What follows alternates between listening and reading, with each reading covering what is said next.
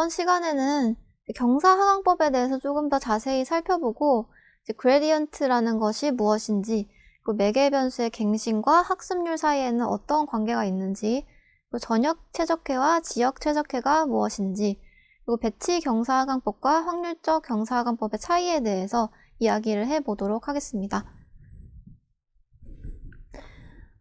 먼저 우리가 이전 시간에 이제 선형회귀 같은 경우도 선형회귀를 풀 수 있는 방법으로 경사하강법이 있고 또 최소제곱법이 있다라고 이야기를 했는데, 먼저 이번 시간에는 경사하강법에 대해서 조금 더 구체적으로 살펴보도록 할게요.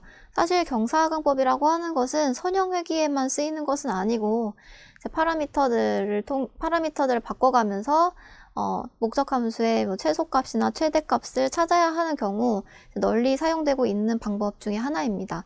그래서 이 경사하강법이라고 하는 것이 어떻게 수식이 또 구성이 되어 있는지를 이야기를 하려면, 먼저 그 전에 미분을 이용해서 극소점을 찾는 방법에 대해서 좀 먼저 살펴보려고 합니다.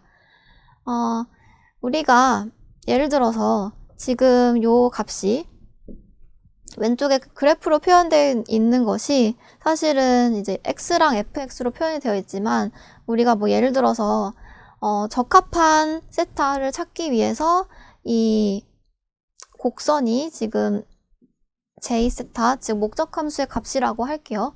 그러면 우리가 경사하강법에서 주로 이제 목적함수가 최소화되는 세타 값을 찾는 게 목적이거든요.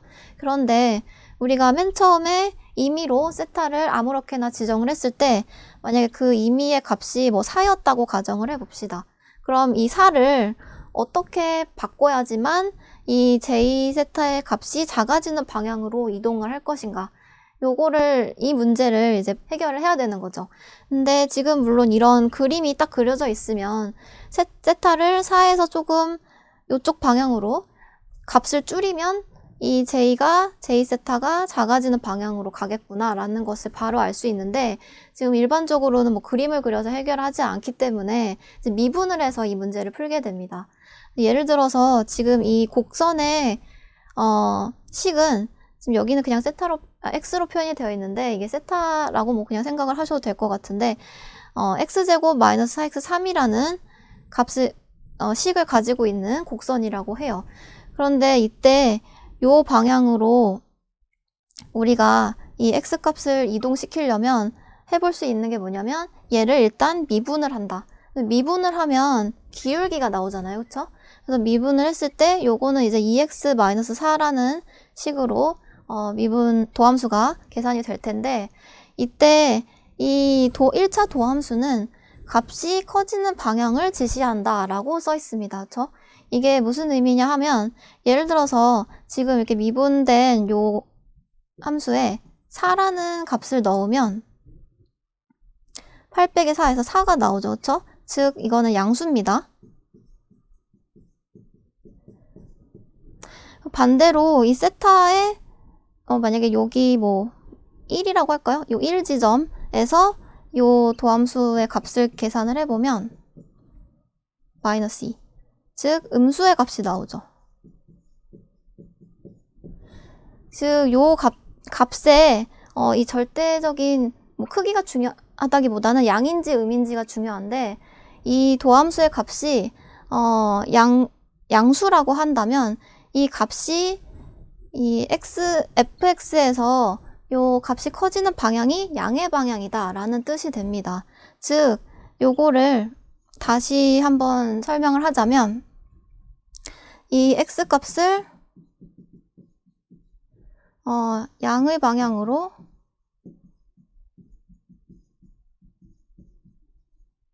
이동하면 fx 값이 커진다 라는 식으로 생각을 할 수 있습니다. 즉 이 상황에서 x가 지금 4였는데 지금 여기 도함수의 어떤 값을, 이 4를 대입했을 때 나온 값이 양수기 때문에 이 x값을 이쪽으로 크게 만들면 fx 값도 커진다 라는 거를 우리가 알 수가 있고요. 반대로 요거 같은 경우에는 1의 자리에서는 음수가 나왔기 때문에 x의 값을 음의 방향으로 하면 fx 값이 커진다 라는 거를 우리가 알 수 있습니다. 근데 지금 우리가 하고 싶은 거는 일반적으로 극소점을 찾는 거기 때문에 요 방향과는 반대 방향으로 가야 되겠죠. 즉 여기서 양수가 나왔으면 음의 방향으로 이쪽으로 가는 게 우리의 목표고, 여기에서 도함수의 값이 음의 값이 나왔으면 그 반대 방향, 양의 방향으로 x를 바꿔줘야지만 우리가 전체 fx 곡선에서 점점 더 작아지는 방향으로 x를 업데이트를 할 수가 있다라는 거죠. 그래서 이러한 특성을 기반으로 해서 이 수식을 좀 다르게 써보면, 우리가 세타를 업데이트 할 건데 지금이 타임 포인트 t라는 시점이라고 생각을 해볼게요. 그러면 요거를 어떤 식으로 업데이트해서 새로운 세타를 만들어내야 되는데, 그 방향이 우리가 이 목적 함수를 미분한 값의 반대 방향으로 이 세타를 업데이트 할 것이다 라고 요렇게 식을 바꿔서 써볼 수가 있죠. 조금 복잡해 보이는데, 그리고 요게 이 세모 표시가 뭔지 아직 모르실 수도 있지만, 이제 이 의미는 이 목적 함수의 도함수의 반대 방향으로 이 세타를 이동시키는 것이 우리의 목적이다 라고 생각을 하시면 됩니다. 그래서 우리가 앞에서 봤던 이 역삼각형 모양이 이제 무엇을 의미하는지를 말씀을 드릴 건데, 지금 여기서는 사실 이 변수가 x 하나밖에 없기 때문에 미분을 하는 것도 그냥 x에 대해서 이 식을 미분하는 거죠. 근데 우리가 앞서 말씀드린 것처럼 요렇게 생각을 해보면, 여기가 x랑 y 대신 세타 제로, 세타 1이라고 생각해보면, 이제 우리가 해야 되는 거는 미분을 바꿔줘야 되는, 업데이트 해야 되는 변수가 여러 개잖아요. 그쵸? 세타 제로도 업데이트 해야 되고, 세타 1도 업데이트 해야 되고, 그렇기 때문에 이 각각에 대해서 편미분을 해서 각각 세타 제로 쪽에 맞는 방향, 그 다음에 세타 1을 업데이트 할 때 가야 되는 방향, 이렇게 각각의 방향을 따로따로 구해서 각각 업데이트를 해야 됩니다. 그래서 그것 때문에 지금 우리가 수식에 들어있는 모든 우리가 바꾸고 싶은 매개 변수들에 대해서 각각 편미분을 해서 그 편미분 된 거를 한 번에 이제 표현하기 위해서 이제 그레디언트라는 것을 사용을 하는데요. 그래서 그레디언트라고 하면 변수가 여러 개인 함수, 즉 여기서 우리가 간단하게 얘기를 하자면 이 세타가 세타 0, 세타 1, 세타 2 이렇게 우리가 알아야 되는 게 여러 개인 경우에 각각의 변수 세타 0, 세타 1 이런 것들에 대해서 각각 편미분을 해서 그 미분 값들을 이제 벡터로 모아서 표기를 한 것을 그레디언트라고 부릅니다. 그래서 그걸 이제 간단하게 표현하면, 만약에 이제 여기서는 요거를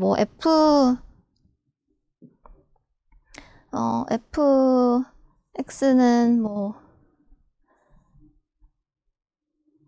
뭐라고 할까요? 3x1 플러스 2x2 이런 식이 있었다면, 이제 요 f 자체 앞에다가 이 역삼각형 표시를 해주면 이제 요것의 그레디언트를 의미한다. 즉 fx를 각각 요 안에 들어있는 변수들에 대해서 편미분을 한 것들, 여기 만약에 두 개만 있었다라고 치면 각각에 대해서 이 f를 x1으로 미분한 거, 그 다음에 f를 x2로 미분한 것들을 벡터로 모은 것을 이렇게 간단하게 표현하기도 한다라는 것을 알 수 있습니다. 그리고 이게 사실은 x1, x2를 모으면 x라는 벡터가 되니까요. 이제 벡터 형태로 이렇게 표현을 할 수도 있고요.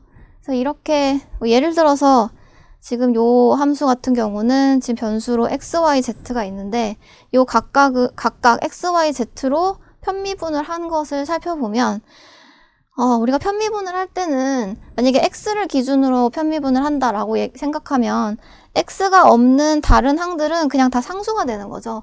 그렇기 때문에 그냥 아예 지워버리면 되는 거고, 상수를 미분했을 때 0이 되듯이 지워버리면 되는 거고, x가 들어있는 것만 x에 대해서 미분하는 거기 때문에 얘는 2가 되겠죠. 그 다음에 이제 여기서 y를 기준으로 y를 이용해서 편미분을 한다라고 하면 반대로 이제 요것들이 없어지고 얘만 미분을 해서 6y 이렇게 될 거고, 이제 또 z로 편미분을 한다고 하면 이 앞에 두 개가 없어지고 마이너스 사인 z를 미분을 하면 마이너스 코사인 z가 됩니다. 이거는 삼각함수가 좀 기억이 안 나실 수도 있는데, 어쨌든 그래서 각각의 변수에 대해서 편미분한 거를 이렇게 벡터로 모아서 표현을 한 것이 이제 그레디언트다라고 이야기할 수가 있습니다.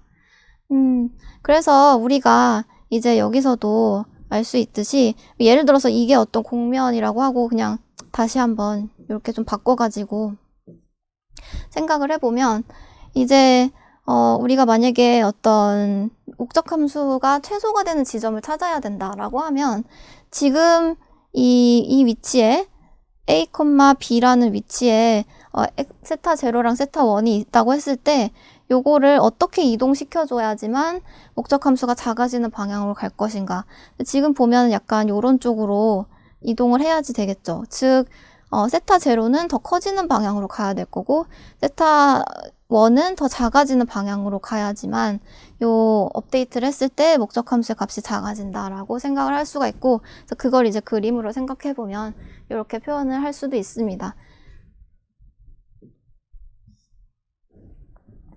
그래서 우리가 이 매개 변수를 갱신하는 요 식을 지금 또 약간 다른 소스에서 가져왔기 때문에 요 부분이 조금 표기가 좀 바뀌었는데, 이제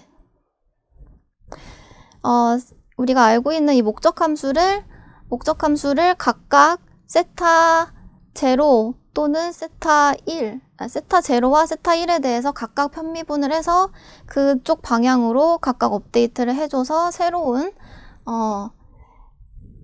값을 대입하겠다라고 하는 표현이 이렇게 지금 표시가 되어 있는데요. 그래서 우리가 가지고 있던 세타에 대해서 이렇게 업데이트를 해줄 거다라는 건데, 요게 지금 조금 구체적으로 표현을 하면 이렇게 표현할 수가 있습니다. 즉 우리가 세타 제로랑 세타 원이 각각 있는데, 세타 원에 대해서는 세타 원에 대해 편미분한 방향에 편미분해서 그것의 반대 방향으로 업데이트를 해주고, 세타 원에 대해서는 세타 원으로 편미분한 것의 반대 방향으로 편미분을 해주고 해서 각각 일단 저장을 해놓은 다음에 그거를 한 번에 각각 업데이트를 해준다라고 이렇게 생각하시면 되겠습니다. 그래서 이게 오른쪽에 나와 있는 거는 이걸 잘못 구현한 경우인데요. 일단 요거를 만약에 이제 세타 제로에 대해서 편미분한 값을 바로 업데이트를 하고 그 다음에 세타 원을 편미분하게 되면 요 지금 바뀐 값이 바뀐 다음에 이 세타 원을 업데이트 하는데 지금 적용이 돼버리기 때문에 이렇게 하면 안 되고, 각각 업데이트 한 거는 잠깐 저장을 해놨다가 이 모든 변수들에 대한 새로운 값이 정해지고 나면 그때 한 번에 업데이트를 하는 식으로 이제 진행을 해야 한다라고 이야기를 할 수 있겠습니다. 그리고 지금 여기서 요 앞에 붙어 있는 게 있죠. 그냥 이제 목적함수를 편미분해서 그거의 반대 방향으로 업데이트 하는 건 알겠는데, 거기 앞에 지금 무언가가 붙어 있어요. 근데 요게 지금 알파라고 표현이 되어 있는데, 요거는 러닝 레이트, 즉 학습률이라고 표현을 합니다. 그래서 요게 작으면 작을수록 세타 값이 조금씩 변하겠죠. 근데 이게 크면 클수록 확 많이 변하겠죠. 그래서 이게 우리가 학습하는 과정에서 이 학습률을 어떻게 지정하느냐에 따라서 조금 달라지는 결과를 보입니다. 예를 들어서 우리가 여기 제가 정확하게 적어놓질 않아서 다시 쓰자면 러닝 레이트 알파를 우리가 정할 때, 알파가 아주 작을 때,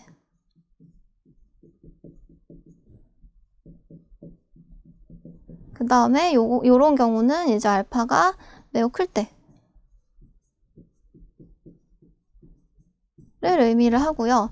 그래서 일반적으로는 그냥 이제 평범하게 러닝을 한다라고 하면 적절한 알파 값을 찾아서 했다고 한다면 이런 식으로 진행이 됩니다. 그래서 우리가 세타 값이 처음에 여기서 시작을 했다라고 하면 지금 기울기가 음수겠죠? 근데 그거의 반대 방향이니까 양의 방향으로 세타를 계속 바꿔 나갈 텐데, 세타를 요만큼 바꾸면 그때의 값은 뭐 요 정도 될 거고, 요만큼 바꿔서 또 요렇게 될 거고, 그래서 점점 작아지는 이 전체 목적함수 또는 여기서는 이제 코스트라고 표현했는데, 보통 이제 목적함수가 오차 또는 우리가 이제 필요한 비용이라고 얘기를 하거든요. 그래서 가끔 이제 코스트 펑션이라고 다르게 표현할 때도 있습니다. 그래서 코스트 또는 목적함수의 값이 작아지는 방향으로 점점 이 세타가 업데이트 될 건데, 그러다가 이 자리에 위치하면 이제 우리가 답을 찾은 거죠. 마지막 이제 목적함수가 미니멈 값이 되는 값을 찾은 거니까.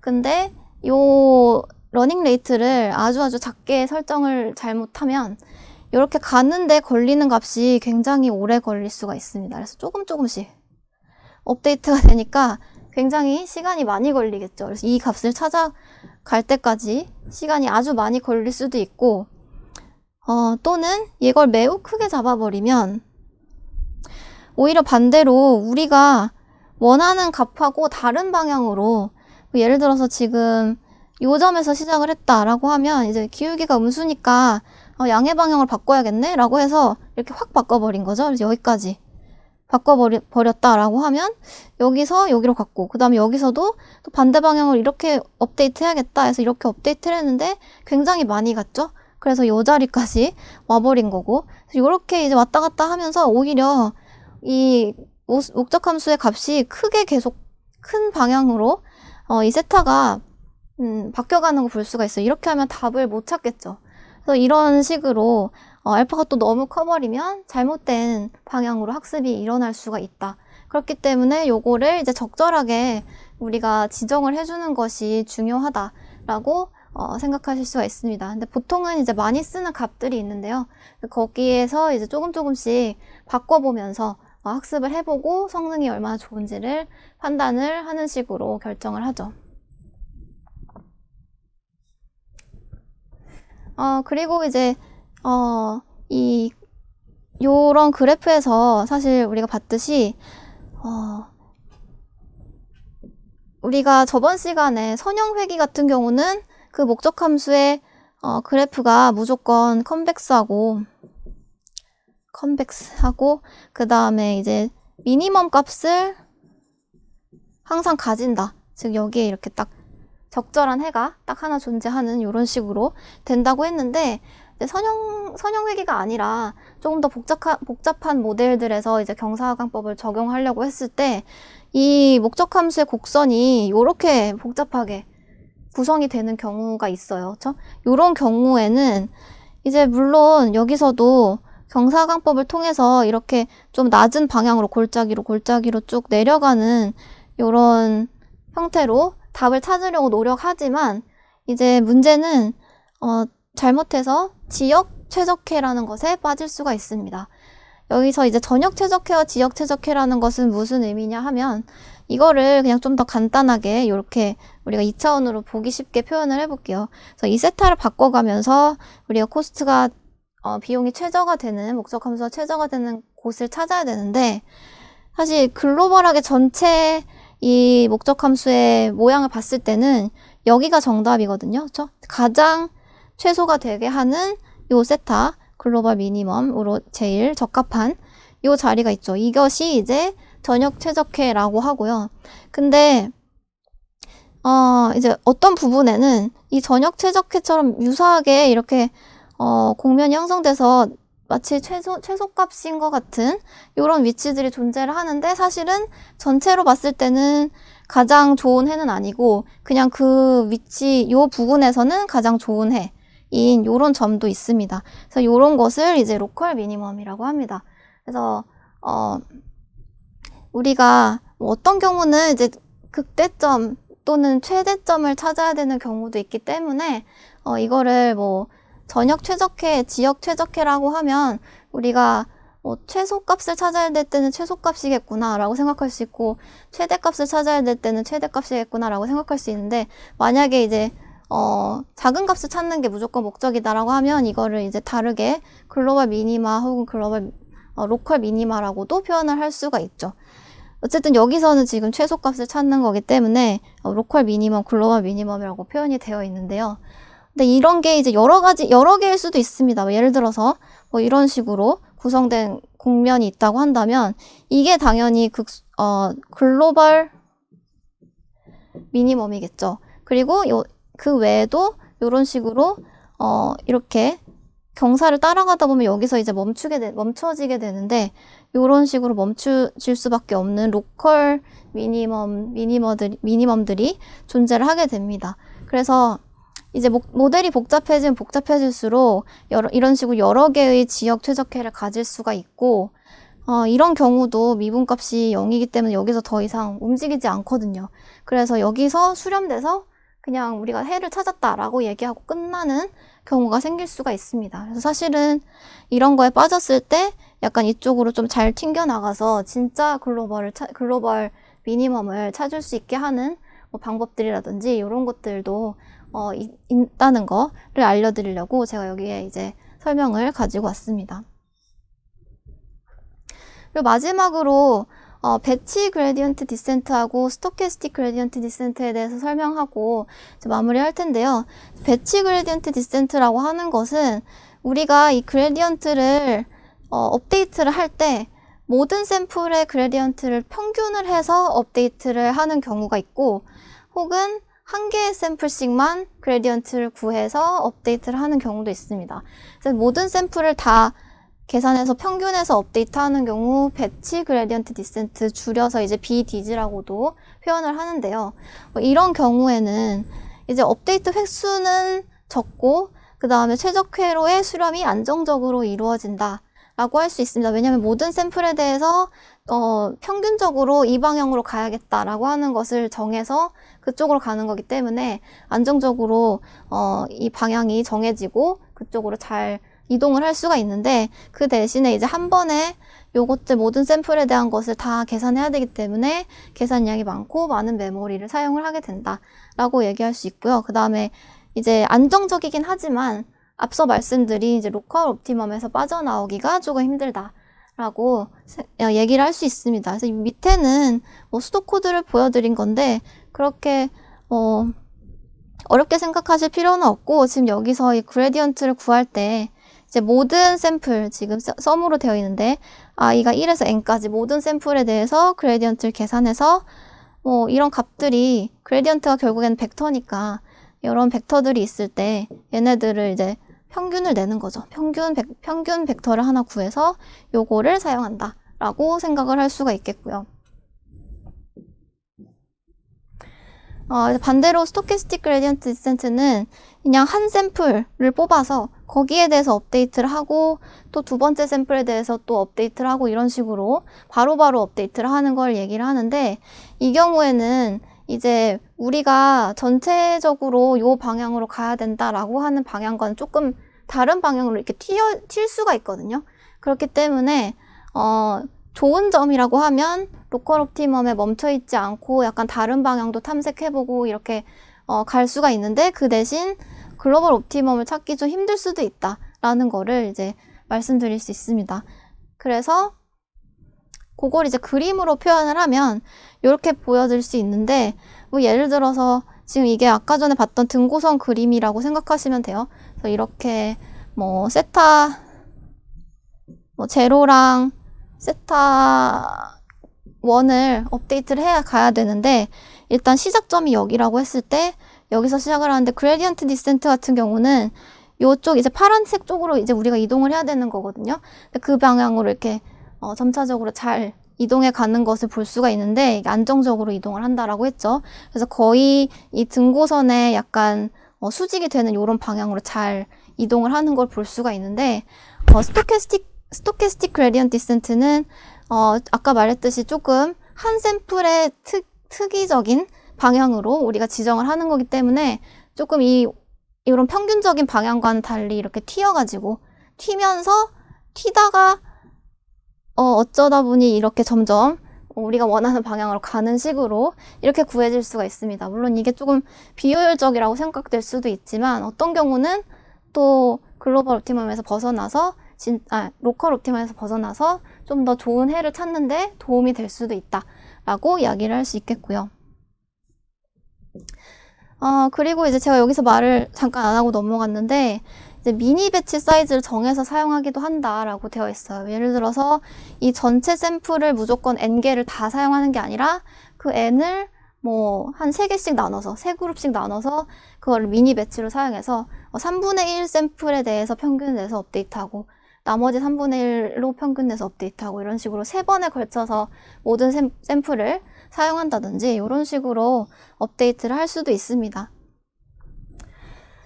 그래서 지금 이 연습 문제 같은 경우는 우리가 이제 편미분에 좀 익숙하지 않은 분들을 위해서 이 식을 편미분하는 것을 좀 연습해 보도록 제가 수식 가져온 건데, 이 3변수 함수 지금 x, y, z가 들어있는 이 문제에서 이제 편도함수를 구해보자 라고 되어 있는데, 사실은